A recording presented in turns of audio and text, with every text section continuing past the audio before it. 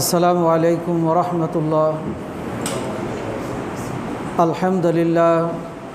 আলহামদুলিল্লাহ নাহমাদুহু ওয়া নাস্তাঈনুহু ওয়া নাস্তাগফিরুহু ওয়া নু'মিনু বিহি ওয়া নাতাওয়াক্কালু আলাইহি ওয়া নাউযু বিল্লাহি মিন শুরুরি আনফুসিনা ওয়া মিন সাইয়্যাতি আ'মালিনা।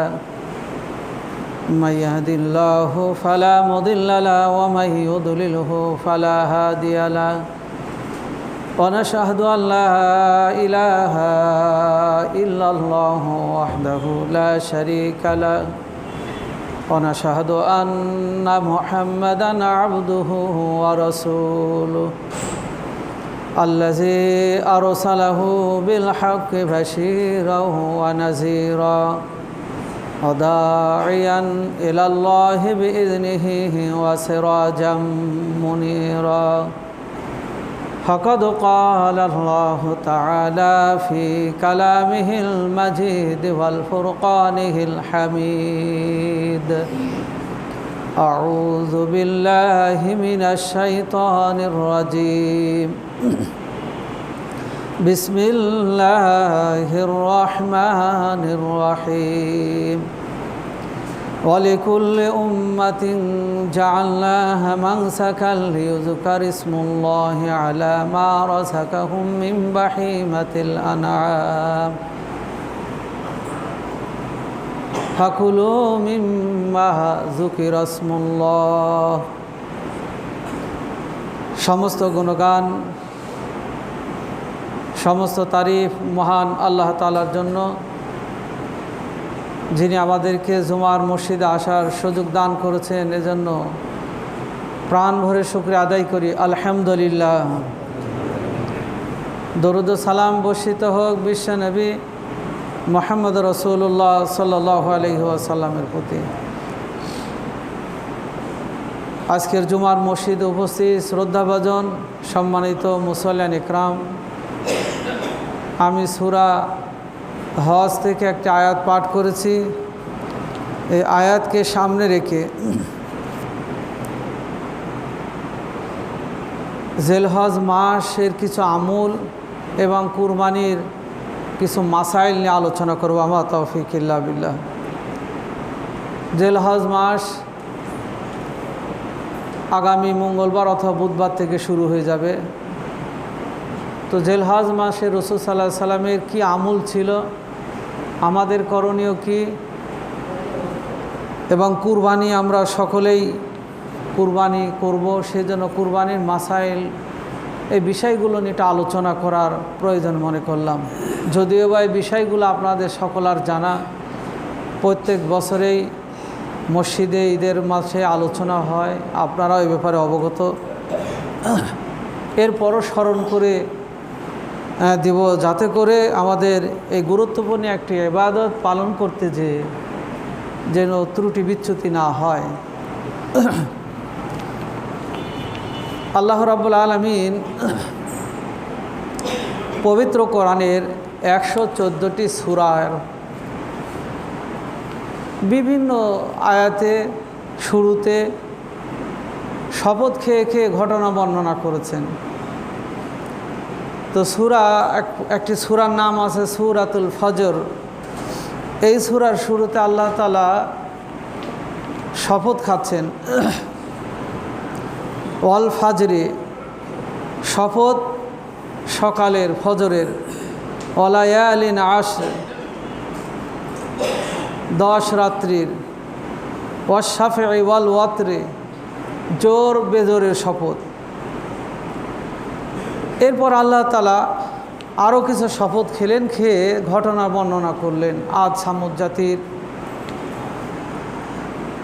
বান্দার যখন সৌভাগ্য আসে, সে কি বলে, যেদিন পরীক্ষা করা হয় সেদিন তার মুখ দিয়ে অকৃতজ্ঞ বান্দা হিসেবে পরিগণিত হয়, বিষয়গুলো নিয়ে আলোচনা করেছেন। আল্লাহ রাব্বুল আলামিন এই সূরার প্রথমে সময়ের শপথ খাচ্ছেন। সময় মানুষের কাছে অত্যন্ত গুরুত্বপূর্ণ একটি বিষয়। আপনি যদি কাউকে বলি ভাই অমুক জায়গায় যেতে হবে, উত্তরে বলে সময় নাই ভাই আমার হাতে, ভাই ওই কাজটি করতে হবে, ভাই আমি অনেক ব্যস্ত, আমার হাতে সময় নাই, আমি আপনাকে সময় দিতে পারবো না। মানুষের কাছে সময় অনেক গুরুত্ব, এই জন্য আল্লাহ তাআলা এই সময়টা নিয়ে সর্বপ্রথম কসম করছেন, এটা একটা বিষয়। আর দিনের শুরু হলো ফজর, এই সময়টা অত্যন্ত গুরুত্বপূর্ণ। মুমিনের ইবাদত, মুমিনের জন্য নিযুক্ত ফেরেশতারা সকালে রদবদল হন, সারা রাত ফেরেশতারা এক গ্রুপ থাকেন আমার আপনার হেফাজতের জন্য, আমার আপনার ভালাইয়ের জন্য। সকালে পরিবর্তন হয়ে আবার আর এক গ্রুপ চলে আসেন। সকালবেলা বান্দার আল্লাহ রাব্বুল আলামিন জ্ঞান অর্জনের অনুকূল একটি পরিবেশ বলে আখ্যায়িত করেছেন। আমরা এখন তো ব্যতিক্রম। রাসূল সাল্লাল্লাহু আলাইহি ওয়াসাল্লাম বলেছেন, এশার সালাত আদায় করে যদি ব্যস্ততা খুব প্রয়োজন না হয় তাড়াতাড়ি বিছানায় যেতে বলেছেন। আল্লাহর নাম নিয়ে আপনি এশার সালাত আদায় করে বিছানায় ঘুমিয়ে গেলেন, সকালবেলা ফজরের আজান হওয়ার সাথে সাথে বিছানা থেকে উঠে গেলেন, আবার ফজরের সালাত জামাতের সাথে আদায় করলেন। সারাটা রাত ইবাদতে আপনার ঘুমটা সারা রাত যে ঘুমালেন এটা ইবাদতে পরিণত হবে। আমরা অনর্থক রাত 12টা 1টা 2টা কারো রাতে ঘুমিয়ে হয় না, সকালবেলা ঘুমায়। অর্থাৎ ইসলাম যেটা বলেছে তার ব্যতিক্রম। আল্লাহ রসুল তাড়াতাড়ি বিছানায় যেতে বলেছে, আমরা দেরিতে যাই। রসুল মুসকে কেটে ফেলতে বলেছেন, আমরা মুসকে বড় করি। অর্থাৎ ব্যতিক্রম কিছু আমাদের মধ্যে, যা আমাদের জীবনও ধ্বংসের দিকে নিয়ে যাচ্ছে। আমরা রসুলের দেখানো পথ পন্থা থেকে আমরা অনেক দূরে সরে যাচ্ছি। ফজরের সময় আপনি যেটা মুখস্থ করবেন সেই মুখস্থটা স্থায়ী হয়। এই জন্য হেফজ মাদ্রাসাগুলোতে বাচ্চাদেরকে ফজরের আগে উঠিয়ে দেওয়া হয়, উঠে ওরা কিছু নফল সালাত আদায় করে। ফজরের জামাতের আগেই নতুন মুখস্থগুলো ওরা দিয়ে দেয়। এই নতুন মুখস্থ ফজরের আগে যারা দিতে পারে, দেখা যায় বাচ্চাগুলোর মুখস্থটা ভালো থাকে, অর্থাৎ বলা হয় ইয়াদ, এই জিনিসটা ভালো থাকে। এই জন্য ফজর অত্যন্ত গুরুত্বপূর্ণ একটা বিষয়। আল্লাহ তাআলা ফজরের শপথ খেয়ে বলছেন, সময়ের শপথ, ফজরের শপথ, ওয়ালা ইয়ালিন আশরে, শপথ 10 দিবসের, 10 রাত্রের। 10 রাত বলতে অধিকাংশই মুফাসসির বলছেন জিলহজ মাসের প্রথম 10 রাতকে বোঝানো হয়েছে, 9 দিবস 10 রাতকে বোঝানো হয়েছে। কেননা বিশ্বনবী মুহাম্মদ রাসূলুল্লাহ সাল্লাল্লাহু আলাইহি ওয়াসাল্লাম বলেছেন যে এই 10 দিনের ইবাদত, 10 রাতের ইবাদত, রসুল বলছেন একটি রাতের ইবাদত লাইলাতুল কদরের সমপর্যায়ের। কোনো ব্যক্তি যদি 10 রাতে ইবাদত করে, আল্লাহ তাআলা 10টি কদরের সওয়াব, সমতুল্য সওয়াব আল্লাহ তাআলা তা আমল নামায় লিখে দিবেন।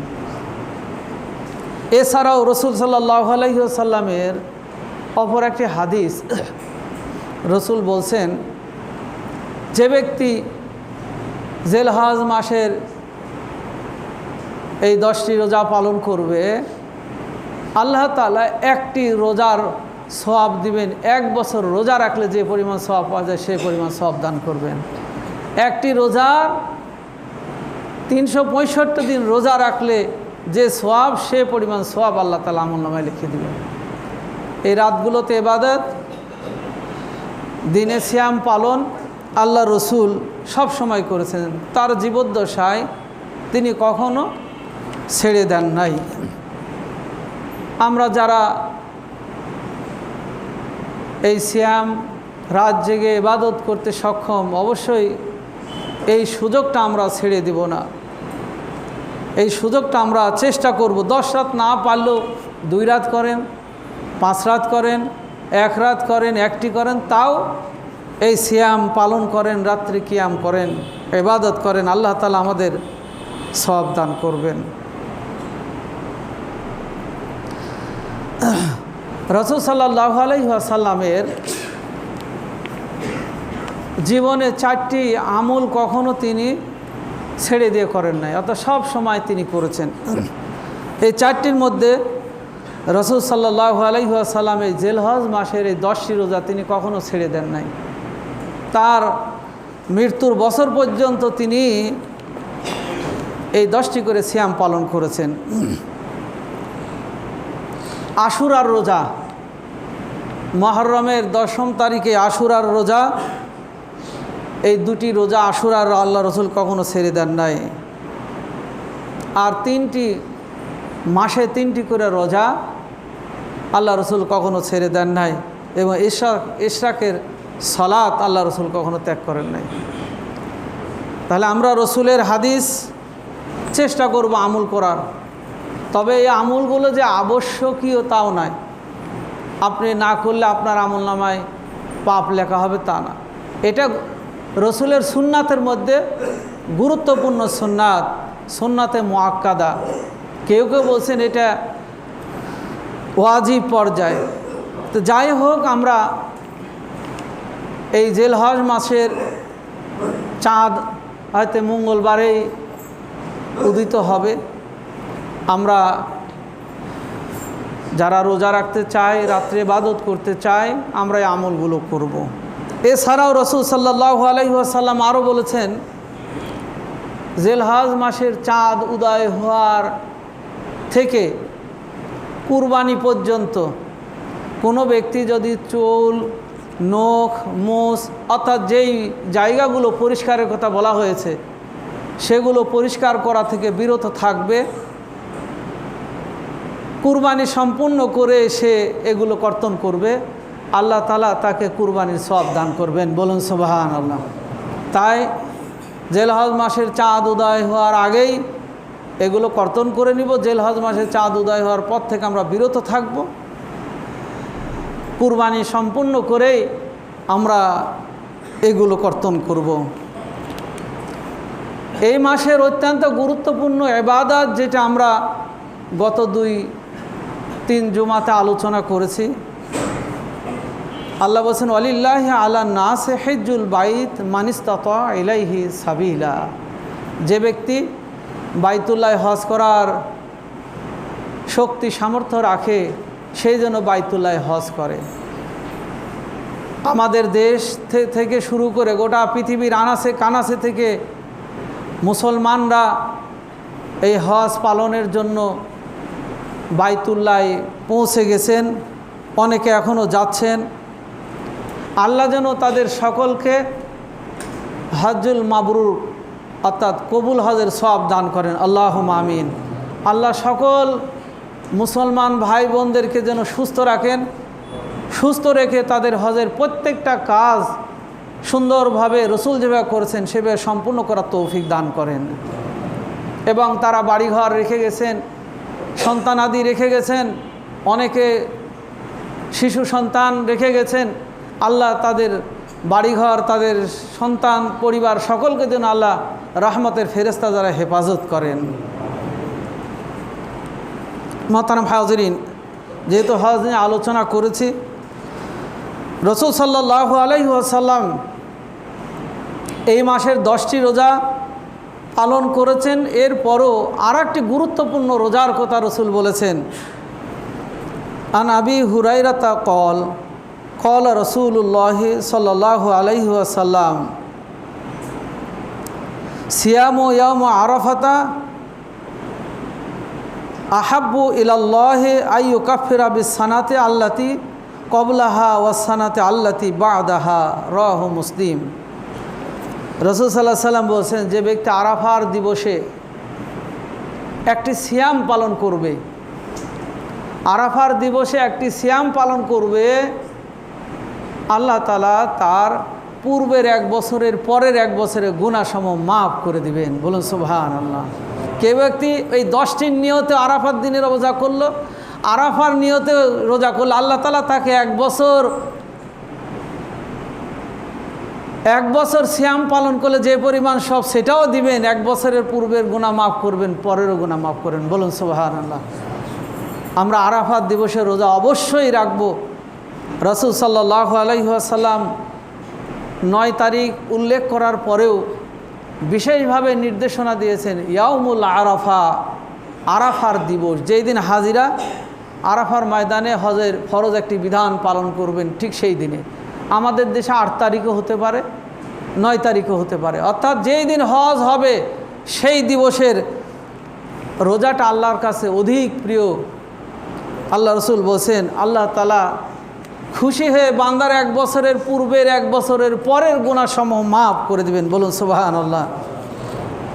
জিলহজ মাসের 1ম থেকে 10 তারিখের যে আমলগুলো আমরা অবশ্যই চেষ্টা করব সাধ্যমাফিক আমাদের আমলটা যেন আল্লাহ তাআলা কবুল করেন, আল্লাহ যেন আমাদের আমলের পাল্লা ভারী করে দেন, মহান আল্লাহ তাআলার কাছে সে প্রার্থনা জানাই। আমরা সকলেই জানি আল্লাহ পবিত্র কোরআনে বলছেন, ওয়ালিকুল্লি উম্মাতিন জাআলনা মানসাকা লিয়াজকুরু ইসমাল্লাহ আলা মা রাযাকাহুম মিন বাহিমাতিল আনআম। আল্লাহ প্রত্যেকটা জাতির জন্য, প্রত্যেকটা উম্মতের জন্য কুরবানি আবশ্যকীয় করে দিয়েছিলেন। আল্লাহ বলছেন, তোমরা সেই পশুগুলোর মধ্যে থেকে যেটা তোমাদের জন্য হালাল, হালাল পশুকে তোমরা বিসমিল্লাহ বলে জবাই করো, আল্লাহর জন্য কুরবানি করো। মিম্মা রাযাকাহুম মিন বাহিমাতিল আনআম, আল্লাহ স্পষ্ট করে দিচ্ছেন যেগুলো পশু তোমাদের জন্য হালাল করে দিয়েছি সেই পশুগুলোর মধ্যে থেকে তোমরা আল্লাহর নাম নিয়ে সেটা কুরবানি করো, বিসমিল্লাহি আল্লাহু আকবার বলে তোমরা জবাই করো। প্রত্যেকটা জাতির জন্য আল্লাহ কুরবানি করলেন, এমনকি আমাদের রসুলের জন্য কুরবানি। আল্লাহ বলছেন, ফাসাল্লি লিরাব্বিকা ওয়ানহার, হে রসুল আপনার রবের জন্য সালাত আদায় করুন এবং কুরবানি করুন।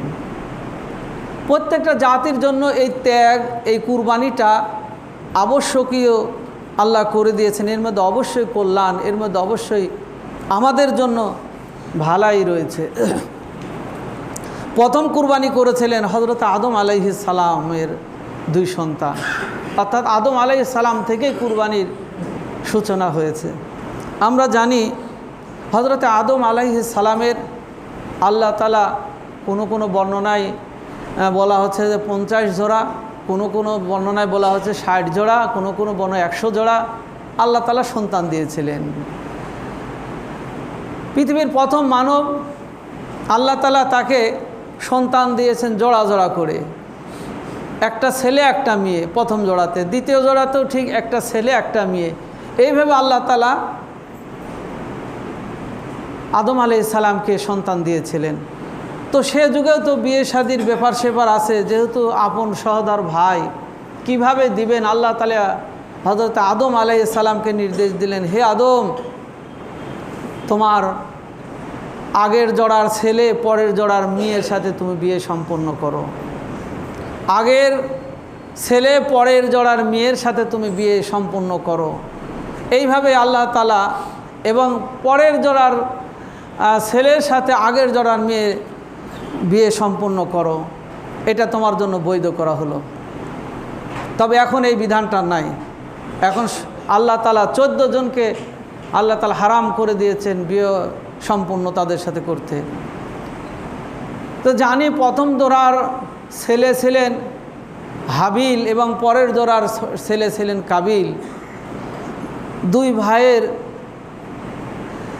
এই বিষয়টা নিয়ে, অর্থাৎ প্রথম জোড়ার মেয়েটার গায়ের রং কালো থাকায় দ্বিতীয় জোড়ার ছেলে এটা অপছন্দ করলেন। দ্বিতীয় জোড়ার মেয়ে একটু দেখতে শুনতে দর্শনধারী ছিলেন, ছোট ভাই এটা মেনে নেবেন না, না আমি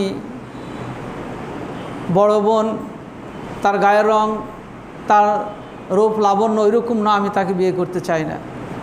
দুই ভাইয়ের মধ্যে যখন ফেতনা বেঁধে গেল, দ্বন্দ্ব বেঁধে গেল, আদম আলাইহিস সালাম বললেন, তোমরা দুই ভাই কুরবানি করো আল্লাহর জন্য। যে কুরবানি আল্লাহ তাআলার পক্ষ থেকে কবুল হবে তাকে পরের জোড়ার মেয়ের সাথে তাকে বিয়ে দিয়ে দেওয়া হবে। দুই ভাই বাবার নির্দেশে, নবীর নির্দেশে তারা কুরবানি নিয়ে গেলেন, পাহাড়ে রাখলেন। হাবিলের কুরবানিটা কবুল হয়ে গেল, কাবিলেরটা কবুল হলো না। আর সে যুগের একটা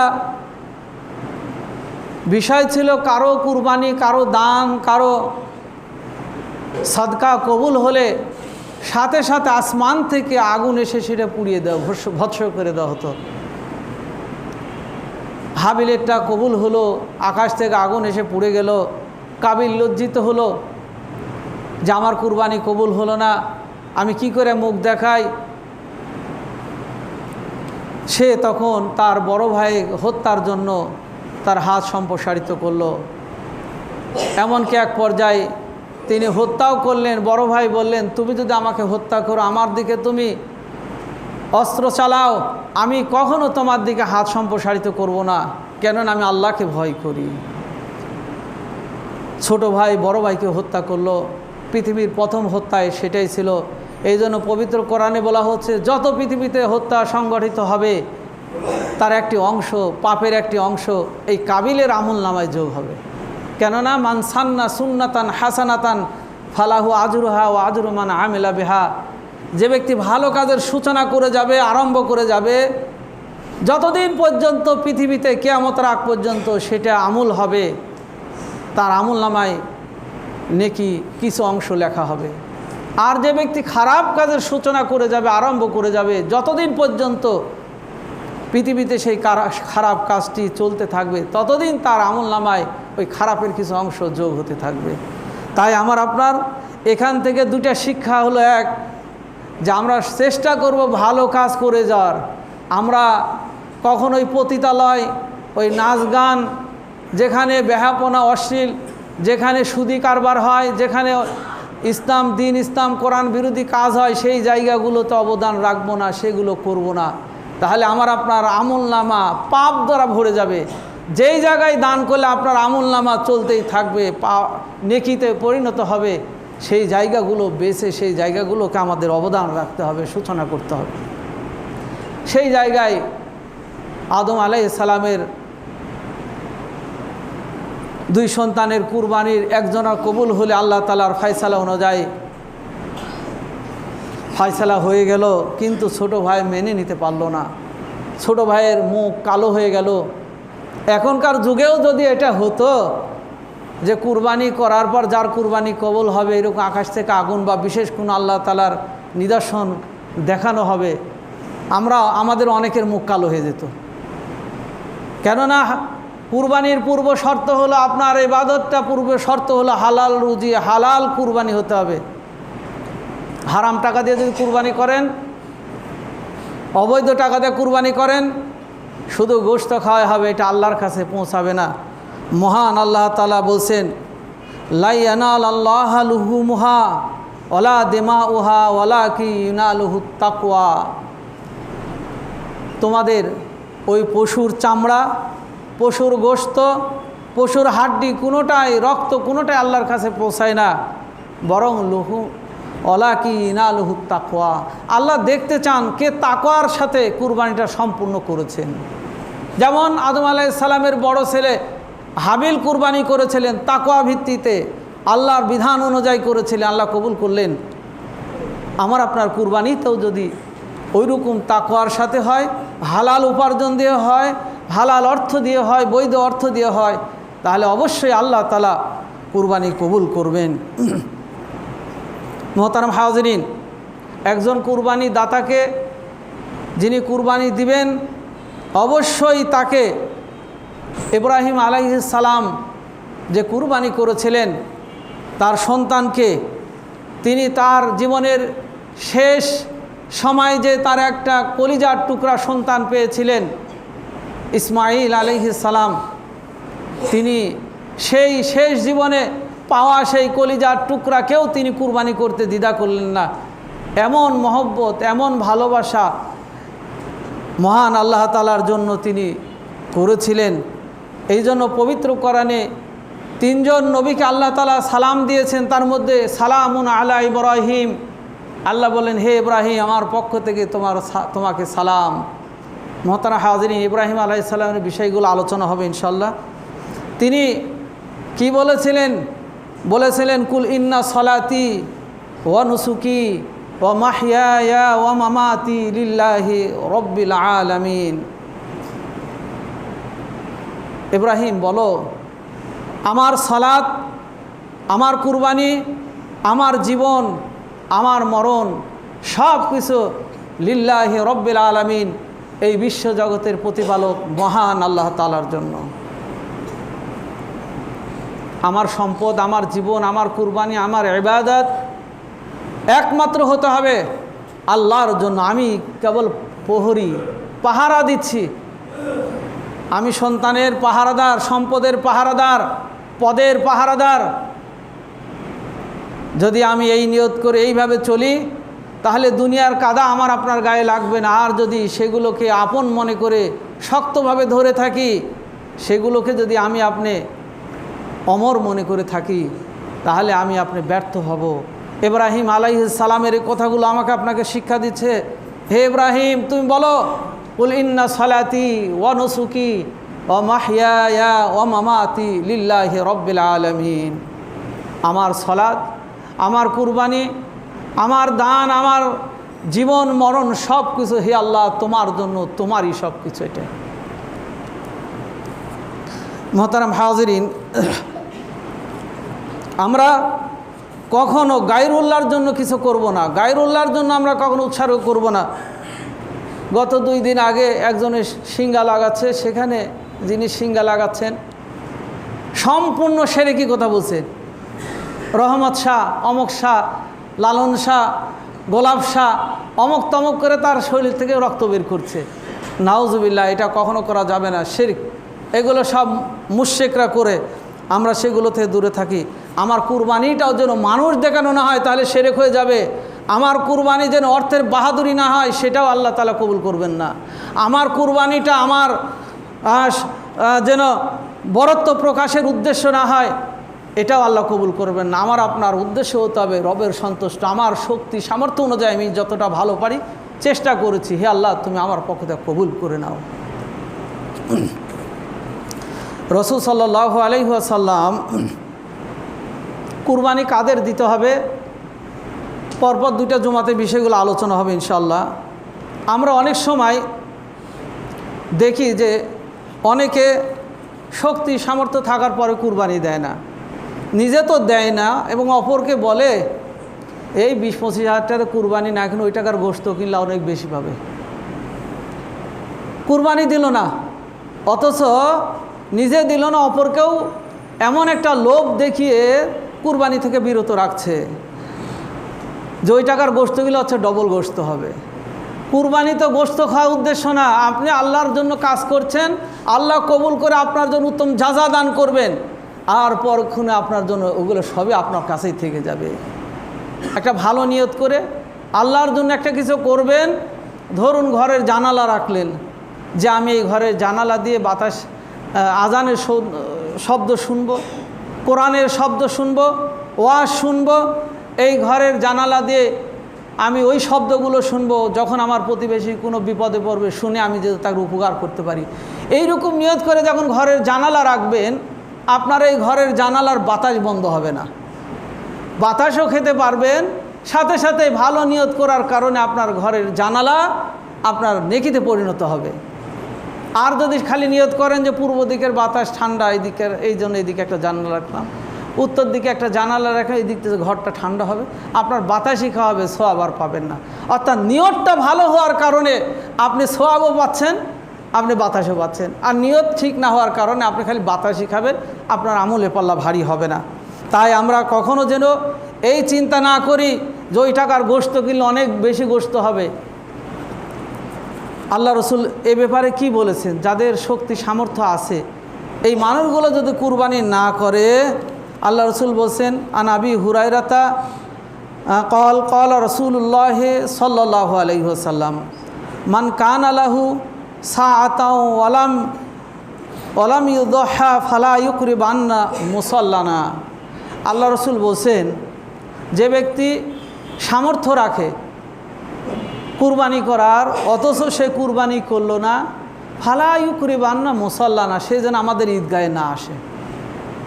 শক্তি আছে, সামর্থ্য আছে, আপনি কুরবানি করতে পারবেন, কুরবানি করলেন, আল্লাহ রসুল বলছেন সে যেন আমার ঈদগাহে না আসে।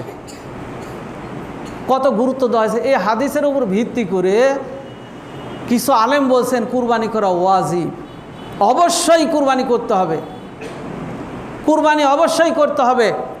আর কিছু কিছু আলেম বলছেন এটা সুন্নাতে মুআক্কাদা, এটা গুরুত্বপূর্ণ। সুন্নাতের কিছু বিষয় আছে, সাধারণ সুন্নাত এবং মুআক্কাদা সুন্নাত। সুন্নাতে মুআক্কাদা যেমন জোহরের আগে 4 রাকাত, জোহরের পরে 2 রাকাত, ফজরের আগে 2 রাকাত, মাগরিবের পরে 2 রাকাত, এশার পরে 2 রাকাত, দাড়ি রাখা, এগুলো হলো সুন্নাতে মুআক্কাদা, খুব গুরুত্বপূর্ণ সুন্নাত। এগুলো করতে হবে, পালন করতে হবে। কোই ব্যক্তি ইচ্ছাকৃতভাবে এই সুন্নাতগুলো ছেড়ে দিতে পারবে না, ইচ্ছাকৃতভাবে দাড়ি কেটে ফেলে দিতে পারবে না। কিন্তু গয়ের মুআক্কাদা, যেমন আসরের আগে, মাগরিবের আগে আমরা যে সুন্নাতগুলো পড়ি, এটা গয়ের মুআক্কাদা, ছেড়ে দিলে পাপ হবে না, কিন্তু ওইগুলোতে পাপ হবে। অধিকাংশ আলেম বলছেন যে কুরবানি করা ওয়াজিব, আর কেউ কেউ বলছেন যে না, সুন্নাতে মুআক্কাদা, ইচ্ছাকৃত ছেড়ে দিলে অবশ্যই সে পাপী হবে, এবং রসুল বলছেন সেজন্য আমাদের মুসাল্লায় না আসে। মোহতারাম হাজরিন, যেহেতু কুরবানির পশু চয়েস, কুরবানির পশু দেখাশোনা চলছে, পশুকে আমরা নির্ণয় করার আগেই, পশুকে আমরা ক্রয় করার আগে কিছু বিষয় আল্লাহ রসুল বলেছেন। আন বারা ইবনে আযিবিন ফাকাল নবী সাল্লাল্লাহু আলাইহি ওয়াসাল্লাম আরবাতুন লা ইয়াজুজু ফি দহায়া আওরাউ আল্লাতি আওরুহা আল মারিদু আল্লাতি মারাদুহা ওয়াল আরজাউ আল বাইয়িনু আরাদুহা আল কাসিরু আল্লাতি তুনফি। আল্লাহ রসুল সাল্লাল্লাহু আলাইহি ওয়াসাল্লামের বিশিষ্ট সাহাবী বারা ইবনে আযিব রাদিয়াল্লাহু বলছেন, আল্লাহ রসুল আমাদেরকে কুরবানির পশু ক্রয় করার পূর্বে 4টা বিষয় খেয়াল করতে বলেছেন। অপর হাদিসে 5টা, এটাতে 4টা। সে 4টার মধ্যে একটি হলো রসুল সাল্লাল্লাহু আলাইহি ওয়াসাল্লাম বলেছেন যেন পশুটা যেন অন্ধ না হয়, কানা না হয়। অন্ধ পশু, চোখের দৃষ্টিশক্তি কমে গেছে, এমন পশুদের আল্লাহ রসুল কুরবানি করতে নিষেধ করেছেন। অল মারিদ আল্লাতি মারাদোহা আল বাইগিনু মারাদোহা, অসুস্থ, দেখাই যাচ্ছে যে শরীরে রোগ আছে, অথবা বর্তমান যুগের এই যে মোটা তাজা করার মেডিসিন দিয়ে তাকে মোটা করেছে, কিন্তু ভিতরে তার রোগ হয়ে গেছে, শরীর ফুলে আছে, শরীরে চামড়ার উপর টিপ দিলে, ঠেসে ধরলে চামড়া ডেবে যাচ্ছে, এগুলো সব অসুস্থর অন্তর্ভুক্ত। তাই স্পষ্ট রোগা আমরা জানতে পারলে সেই পশু ক্রয় করব না। আল্লাহ রসুল সেই পশু দ্বারা কুরবানি করতে নিষেধ করেছেন। এরপর আল্লাহ রসুল বলছেন ওই পশু যার শরীরে খুঁত আছে, খুঁতাল প্রাণী দিয়ে আল্লাহ রসুল কুরবানি করতে নিষেধ করেছেন। সেটা লেজ কাটা হতে পারে, কান শিং ভাঙ্গা হতে পারে, শরীরে কোনো জায়গায় ক্ষত আছে, অথবা কোনো জায়গায় ঘা দেখছেন, এমন পশু আল্লাহ রসুল দিয়ে কুরবানি করতে নিষেধ করেছেন। অল কাসিরু আল্লাতি লা তুনফি, এমন বৃদ্ধ বয়স্ক প্রাণী দিয়ে আল্লাহ রসুল কুরবানি করতে নিষেধ করেছেন। বয়স হয়ে গেছে, দাঁত পড়ে গেছে, খেতে পারে না, নড়ভর করছে, এমন পশু কিনে নিয়ে এসে আল্লাহ রসুল কুরবানি করতে নিষেধ করেছেন। তাই আমরা কুরবানি যখনই দেখব এই 4টা খুঁত থাকলে সেটাকে পরিহার করব। সেটা আমরা রসুল সাল্লাল্লাহু আলাইহি ওয়াসাল্লাম সেই পশু দ্বারা কুরবানি করতে নিষেধ করেছেন। রসুল সাল্লাল্লাহু আলাইহি ওয়াসাল্লাম আরও অপর হাদিসে অতিরিক্ত যেটা বলেছেন, যে এই প্রাণী দ্বারা কুরবানি করবেন অবশ্যই সেই প্রাণীটাকে দাঁত যুক্ত হতে হবে, দাঁত থাকতে হবে। গরু এবং ছাগলের ক্রয়ের সময় অনেক সময় এখন এই দালালরা, আল্লাহ রসুল দালালি পেশাকে হারাম করেছেন। এই দালালি করে উপার্জিত সম্পদ, অশ্লীল বেহাপনা গান গেয়ে পতিতালয়ের উপার্জন এগুলো সব কুকুর শুকুরের মাংস খাওয়ার মতো হারাম করেছেন। এই দালালরা করে কি, দাঁত বাড়ি থেকে হয়তো হাতুড় দিয়ে হোক যেভাবে ভেঙে নিয়ে এসে বলে দাঁত পড়ে গেছে, হয়তো উঠে যাবে আজকালের মধ্যেই, অথবা দাঁত নড়িয়ে দেয় বলে যে দাঁত নড়ছে উঠে যাবে। কোনোটা আপনি স্পষ্ট দাঁত দেখবেন, দেখার পর আল্লাহ রসুল বলছেন যখন তোমরা দাঁত দেখবে তখন সেই প্রাণীটা ক্রয় করবে, যদি না দাঁতে তাহলে সেটা বর্জন করবে। তবে হ্যাঁ, রসুলের স্পষ্ট আরেকটা নির্দেশনা আছে, ইল্লা আইয়ু সারা আলাইকুম ফাতাজবাহু জাজা আতাম মিনাদ দহান। আল্লাহ রসুল বলছেন যদি তুমি খুঁজা খুঁজা কোথায়ও না পাও, ব্যর্থ হয়ে যাও, আপনি কোনো হাটে প্রাণী নাই, এলাকাতে খুঁজা পেলেন না, এমতো অবস্থা আল্লাহ রসুল বলছেন তোমরা 6 মাসের মোটা তাজা প্রাণী দ্বারা তোমরা কুরবানি করো, ছাগল দ্বারা তোমরা কুরবানি করো। সেটা না পাওয়ার শর্তে, যদি আপনি খুঁজে না পান তখন আপনি সেটা মোটা তাজা 6 মাসের একটা ছাগল হলে আপনি কুরবানি করতে পারবেন। কিন্তু পাওয়া গেলে দাঁত অবশ্যই লাগবে। মেহরবানি করে বিষয়টা খেয়াল রাখবেন, কুরবানির জন্য দাঁত আবশ্যক, আকিকার জন্য দাঁত আবশ্যক, সাদকার জন্য দাঁত আবশ্যক। যখনই সাদকা করবেন, যখনই ছেলে মেয়ের কুরবানি আকিকা করবেন, কুরবানি দিবেন, অবশ্যই সেই প্রাণীগুলোর দাঁত আসতে হবে। কেননা রাসূল সাল্লাল্লাহু আলাইহি ওয়াসাল্লামের দাঁতকে তার নাবালক থেকে সাবালকে আসার এটা ইঙ্গিত করেছেন। তাই অবশ্যই যখনই সেটা করবেন সাবালক প্রাণী দিয়েই আপনাকে সদকা বলুন, আকিকা বলুন, কুরবানি করুন, এটা করতে হবে। মোহতারাম হাজিরিন, যেহেতু সময় শেষ, আর একটি বিষয় আলোচনা করেই শেষ করব, পরবর্তীতে কুরবানি আরও বিষয় আছে, আলোচনা হবে ইনশাআল্লাহ। রাসূল সাল্লাল্লাহু আলাইহি ওয়াসাল্লাম আকিকা এবং কুরবানির ব্যাপারটা ক্লিয়ার করে দিয়েছেন। রাসূল সাল্লাল্লাহু আলাইহি ওয়াসাল্লাম বলেছেন কোনো ব্যক্তি তার পরিবারে যদি একটা ছেলে সন্তান জন্মগ্রহণ করে তাহলে সে যেন 2টা প্রাণী দিয়ে, 2টা ছাগল বা খাসি দিয়ে আকিকা সম্পূর্ণ করে। ছেলে সন্তানের জন্য 2টা, আর কন্যা সন্তান জন্মগ্রহণ করলে আল্লাহ রসুল বলেছেন সে যেন 1টি প্রাণী দিয়ে আকিকা সম্পূর্ণ করে। ক্লিয়ার করে দিয়েছেন ছেলের জন্য 2টা জান, একবার স্বতন্ত্র 2টা জান আল্লাহ রসুল বলে দিয়েছেন। তবে হ্যাঁ, কেউ যদি অক্ষম হয়ে যায় যে আমি 2টা পারছি না, অক্ষম হলে 1টা দিয়েও চলবে, তবে সক্ষম হলে অবশ্যই ছেলের জন্য 2টা প্রাণ দিয়ে আকিকা সম্পন্ন করতে হবে। আর মেয়ের জন্য আল্লাহ তাআলা 1টা বলে দিয়েছেন। এখন আসি আমরা এই কুরবানির মধ্যে ভেজালটা লাগিয়ে দিই।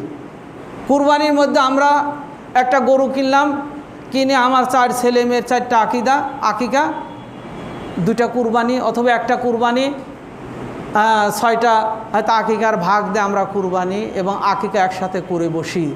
আল্লাহ রসুলের যুগে, সাহাবিদের যুগে, তাবেঈদের যুগে এই ব্যাপারে কোনো প্রমাণ পাওয়া যায় না যে এইভাবে তারা কুরবানি আকিকা একসাথে এক প্রাণী দিয়ে করেছেন। তাই আমরা এই চিন্তা, এই বিশ্বাস, এই পন্থাগুলো আমরা পরিহার করতে হবে। দিনের গবেষণা হচ্ছে, ধর্মের গবেষণা হচ্ছে, হাদিস কোরআন নিয়ে ব্যাপক গবেষণা চলছে। মানুষ আগে ভুল করেছে, সেই ভুল করতেই পারি আমরা। সঠিকটা জানার পরেও যদি ওইটাই চর্চা করি তাহলে আমি কখনো তাও ইলাইহি ইরজাউন, আমরা কখনো আল্লাহর অনুগত বান্দা হতে পারবো না, রসুলের ইত্তেবাকারী হতে পারবো না। তাই আকিকার জন্য আপনি স্বতন্ত্র 2টা প্রাণী অথবা 1টা প্রাণী, আর কুরবানির জন্য আপনি কুরবানির সিস্টেম অনুযায়ী সেইভাবে কুরবানি সম্পন্ন করবেন। আল্লাহ যেন আমাদেরকে সুন্দরভাবে এই জিলহজ মাসের আমুল এবং এই মাসে যে আমাদের গুরুত্বপূর্ণ একটি আমুল কুরবানি, এগুলো আমরা যেন সুন্দরভাবে সম্পূর্ণ করতে পারি। মহান আল্লাহ তাআলার কাছে সেই প্রার্থনা, সেই ফরিয়াদ মোনাজাত রেখে এই খুতবা শেষ করছি। এরপরে বাকিটুকু আলোচনা হবে ইনশাআল্লাহ। বারাকাল্লাহু লানা ওয়া লাকুম ফিল কুরআনিল আযীম।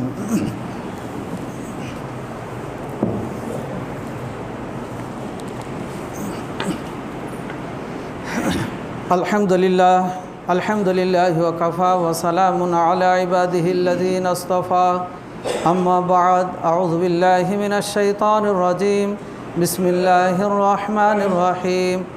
রব্বানা যালামনা আনফুসানা ওয়া ইল্লাম তাগফির লানা ওয়া তারহামনা লানাকুনান্না মিনাল খাসিরিন। আল্লাহুম্মা ইগফির লানা ওয়া লিল মুমিনিনা ওয়াল মুমিনাত ওয়াল মুসলিমিনা ওয়াল মুসলিমাত ওয়াল আহইয়াই মিনহুম ওয়াল আমওয়াত ইন্নাকা সামিউদ দুআ।